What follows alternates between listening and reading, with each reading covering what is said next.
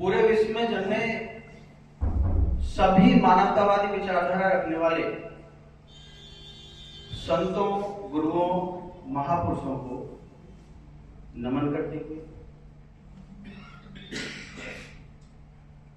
पूज्य भंते जी को वंदामी, डॉक्टर बी आर अम्बेडकर सम्यक चेतना मंच के सभी पदाधिकारीगण जिन्होंने इतना बढ़िया, सुंदर, भव्य संविधान दिवस के उपलक्ष्य में कार्यक्रम आयोजित किया, उनका तहे दिल से बहुत बहुत अभिनंदन। और मुझे यहाँ बोलने का मौका दिया, इसके लिए उनका पुनः अभिनंदन।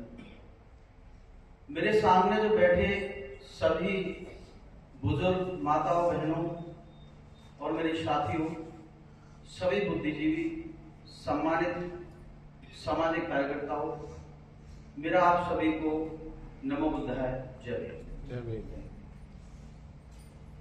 मैं डॉक्टर एस के गौतम पिछले 20 साल से समाज के अलग अलग क्षेत्र में अलग अलग कार्यनीति बनाकर बहुत सारे संगठनों में लगातार कार्य करता हूं।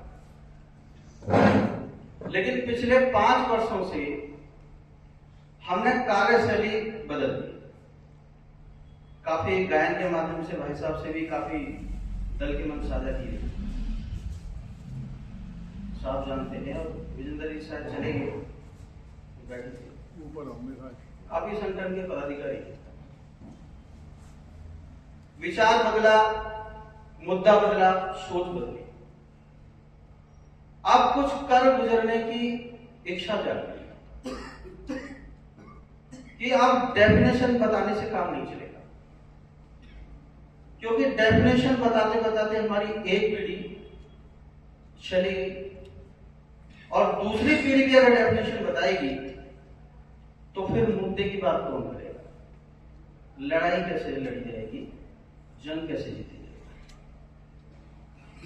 परिभाषा बताने की जगह जो हमारे सामने परेशानियां हैं, उनके निवारण के लिए हम क्या कर रहे हैं, ये महत्वपूर्ण है। अभी मैं जितने भी संगठन देखता हूं, मेरे सानिध्य में जितने भी संगठन हैं, तो सभी में केवल एक काम हो रहा है, निरंतर एक ही काम हो रहा है कि जागरूकता, जागरूकता, जागरूकता, अवेयरनेस, अवेयरनेस। लेकिन अफसोस की बात है कि अवेयरनेस का कार्यक्रम तो चल रहा है, लेकिन इसके साथ जो हम झेल रहे हैं प्रतिदिन, तो उस समस्या के निवारण के लिए क्या कार्यनीति बना रहा है कोई संगठन, इस पर भी तो विचार करिए। अभी भारत के संविधान को लागू हुए 76वां संविधान दिवस हम मना रहे हैं, तो पिछले 76 वर्षों में हर वर्ष संविधान के ऊपर प्रहार हमारी नजरों के सामने हो रहा है। और मैं कतई भी मानने के लिए तैयार नहीं हूं कि हमारा राजनीतिक वर्चस्व सांसद में नहीं है, इसलिए हो रहा है। मैं इस बात को बिल्कुल सिरे से खारिज करता हूं। जिस दिन से संविधान इस देश में लागू हुआ, तो पॉलिटिकल रिजर्वेशन के माध्यम से ग्राम पंचायत से लेकर तो सांसद तक हम अपने रिजर्वेशन के माध्यम से वहां पे 100% बैठे हुए हैं। 100% अगर कहीं रिजर्वेशन हमें मिला है तो वो केवल पॉलिटिकल रिजर्वेशन। एक भी पंचवर्षीय योजना ऐसी नहीं जिसमें हमारे सांसद ना हो, हमारे विधायक ना हो, गांव में हमारे प्रधान ना हो, हमारे पार्षद। लेकिन समस्या बढ़ती जा रही है, अधिकार छीनते जा रहे हैं।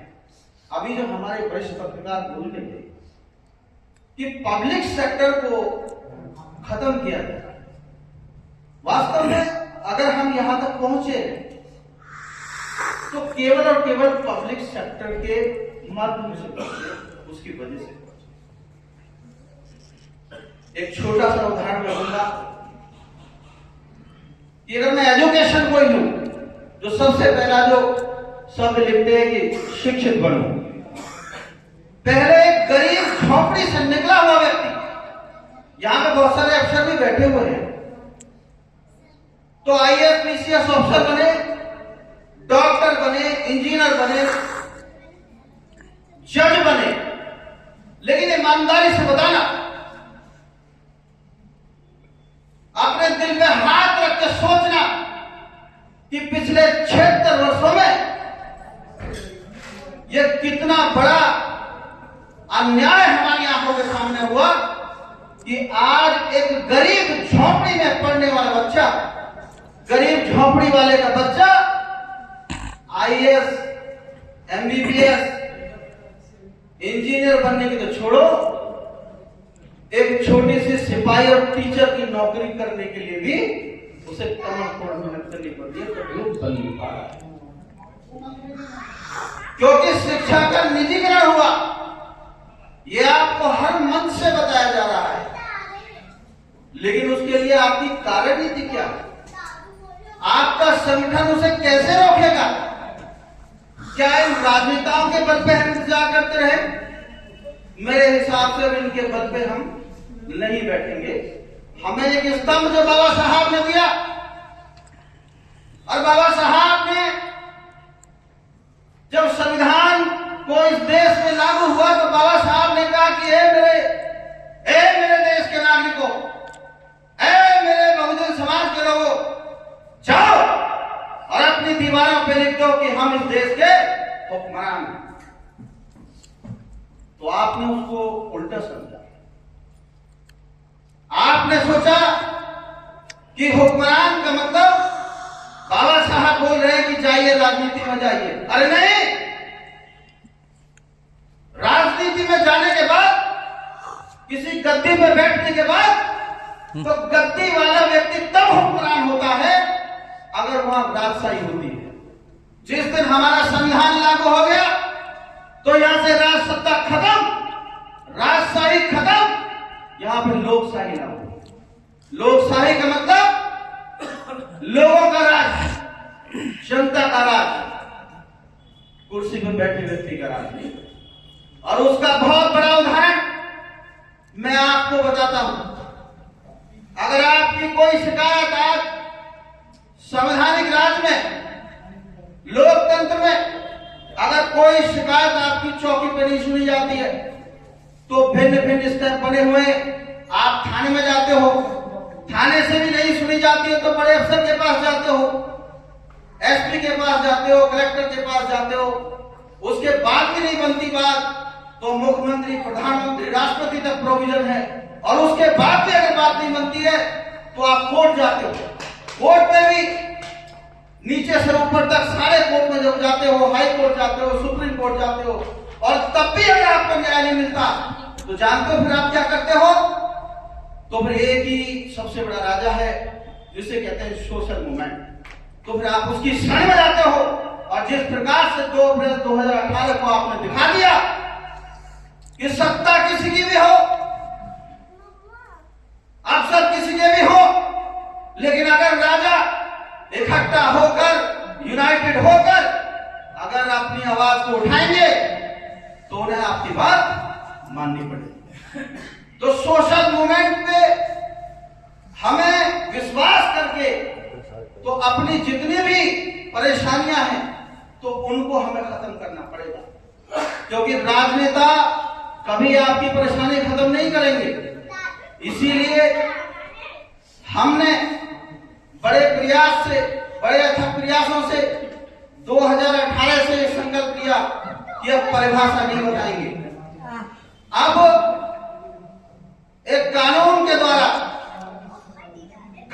द्वारा एक बिल बना के, जिसका नाम दिया आजादी कोड बिल, इसे लागू करा के तो अपने हक अधिकारों को जो छिन गए हैं उनको वापस हमें स्थापित करना है। भारत की जो मूल उद्देश्य में लिखा है कि समता में भारत का निर्माण करना, हमें सबको समतावादी बनाना है।